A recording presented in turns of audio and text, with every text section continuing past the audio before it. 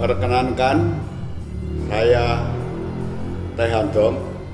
Hari ini 22 Agustus 2020 atau Jitgwe Jesi Sijing Jitpek Capek ini perhitungan 4718 ini berlaku sedari Kaisar Huangdi. Jadi tahun kita jelas lebih tua dari tahun-tahun siapapun yang beredar. Jadi tahun 4718 ini adalah tahun Huangdi, tahun pertama Kaisar Huangdi yang mempersatukan benua Tionghoa itu dinobatkan. Pertama, menyambung soal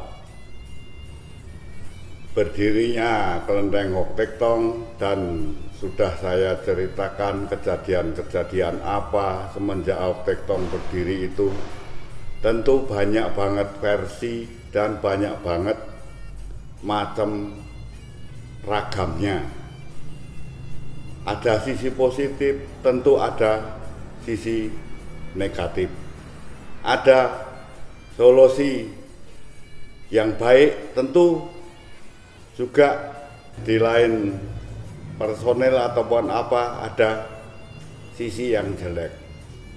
Jadi di sini saya mengulas beberapa kejadian-kejadian yang saya ingat dari generasi-generasi terdahulu mengenai kejadian-kejadian di kelenteng Hoktaektong yang sekarang ini.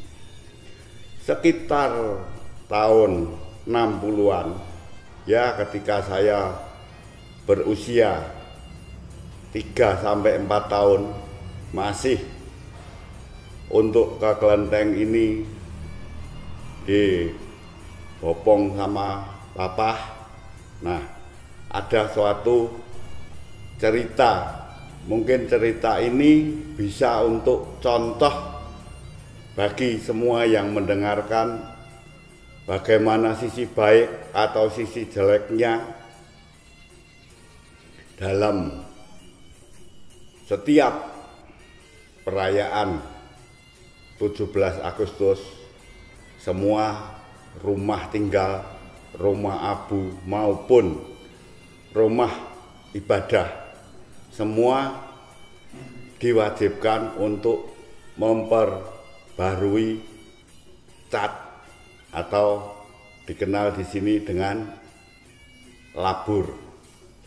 Nah, suatu peristiwa terjadi setelah makan siang yang terik matahari sangat luar biasa waktu itu, karena bulan Agustus adalah bulan memasuki musim kemarau panjang. Seorang tukang labur inisial Pak X menerima upah labur dari semua donatur kelenteng Hoktaektong Paraan, menyelesaikan semua laburan itu seluruhnya. Sampailah di bagian atap yang tinggi, langsung kena sinar matahari. Nah, tempo dulu kalau labur itu namanya batu kapur yang dituang oleh air panas sehingga diaduk menjadi suatu cat yang bentuknya putih. Yang bentuknya putih seperti tertera di sini, ini tahun kira-kira 1930, itu warna belum ada merah, belum ada labur, catnya masih putih. Mungkin juga dicampur sedikit abu-abu supaya lepas dari kotoran. Kalau kotor sedikit nggak ketara. Mereka mengecat di bagian atas kelenteng Hoktaektong ini. ya pertama menit, 2 menit, ganti jam, akhirnya labur ini menguap, kan airnya disedot sama sinar matahari yang sangat luar biasa waktu itu pada bulan Agustus. Nah, Bapak X ini akan turun, tapi dia memikir sebentar lagi aku harus naik. Akan turun menambah air, harus ke bawah, tidak membawa air cadangan ke atas karena letaknya yang sangat tinggi, dan waktu itu mungkin belum ada steger, cuman tangga dan bambu-bambu yang diikat untuk pijaan kaki. Nah, dia malas untuk mengambil air ke bawah. Kebetulan saat itu dia kepengen buang air kecil. Secara tidak sengaja dan tidak terencana apapun, air kencing itu untuk mencampuri labur buat atap atau bagian atas kelenteng. Tidak ada orang yang tahu waktu itu. Setelah selesai dia turun dan mandi, kemudian pulang ke rumah, baru tersiar kabar di beberapa sesepuh kelenteng waktu itu bahwa Pak X kok tidak bisa bangun di tempat tidur. Nah, ada apa gerangan? Masih beritanya simpang siur. Seorang sesepuh yang kebetulan rumah dan tempat tinggalnya itu dekat dengan Bapak X ini menanyakan, ada apa gerangan kok bisa begini. Nah, Bapak X dengan sesepuh mengaku secara tidak sengaja dia berbuat itu di atas atap kelenteng. Kemudian jalan dan solusi sesepuh itu meminta kepada para pepunden di sini, memintakan maaf. Ya, dan pada akhirnya juga sesepuh itu sampai 5 atau 6 tahun berbaring di tempat tidur tanpa bisa untuk bekerja lagi sampai akhir hayatnya. Ini kita bisa menilai cerita ini dengan segi-segi yang positif maupun negatif. Cerita-cerita ini bisa dijadikan suatu contoh karena itu perbuatan yang dilakukan dan sudah tidak bisa dimaafkan lagi. Apa yang diperbuat itu tentu kita yang terima.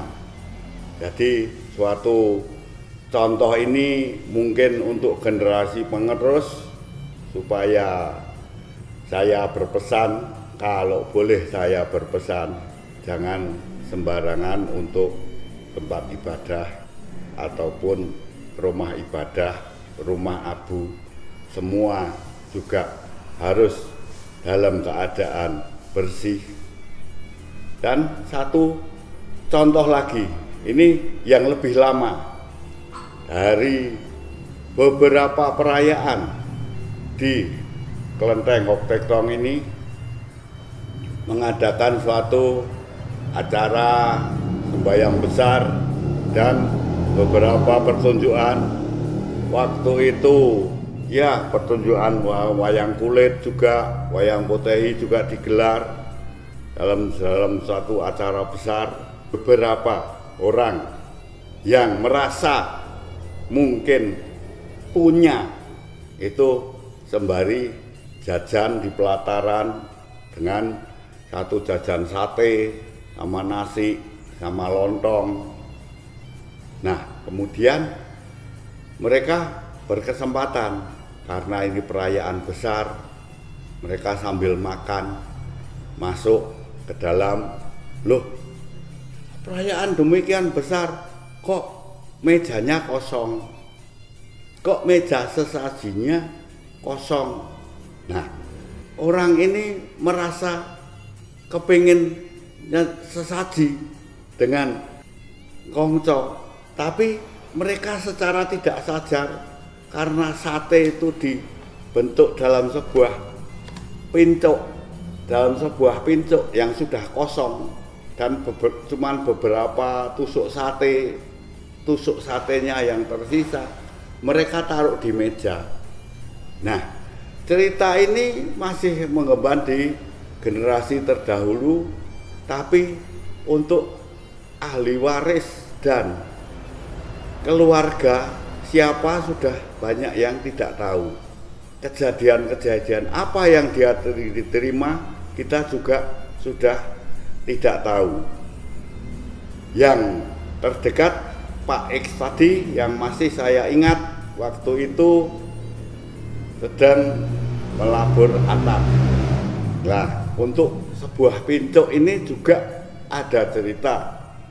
Ada cerita ini terjadinya kapan juga sudah lama banget, beberapa generasi, 2 generasi di atas saya pernah cerita bahwa dulu ada seorang penggembara. Ya, kalau sekarang seorang gembel,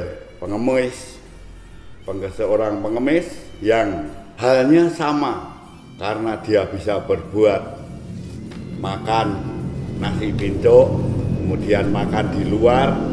Setelah makan di luar, dia kepengen, ya waktu itu dupa masih sangat mahal harganya. Kemudian dia berkeinginan menyajikan sisa makanannya dia sendiri ini kepada kongco. Dia taruh di meja sesaji, kemudian keluar. Dan dalam cerita, karena dulu di Hoktektong ini belum berpagar keliling, dia sudah tidak bisa keluar dari halaman ini sampai meninggal di pinggir sungai kecil Hoktektong ini. Sudah jadi jejak keluarga ataupun jejaknya siapa, karena dia itu seorang pengembara, sudah tidak bisa kita deteksi lagi. Cerita-cerita ini memberikan contoh bagi kita semua yang sebagai generasi penerus untuk berbuatlah yang baik bagi sebuah rumah ibadah ataupun rumah abu. Itu jelas pasti seperti contoh di episode yang kemarin, orang dana tanah akan mendapat satu keuntungan yang luar biasa. Jadi apa yang kita perbuat itulah yang akan kita terima selanjutnya. Seperti juga untuk kita semua, sisa-sisa hidup ini, apa yang kita perbuat nanti akan kita dapat di kehidupan selanjutnya. Terima kasih. Salam budaya. Semoga cerita ini bisa memberi suri teladan untuk berbuat baik bagi kita semua dan ahli warisnya. Terima kasih. Salam budaya. Sekian.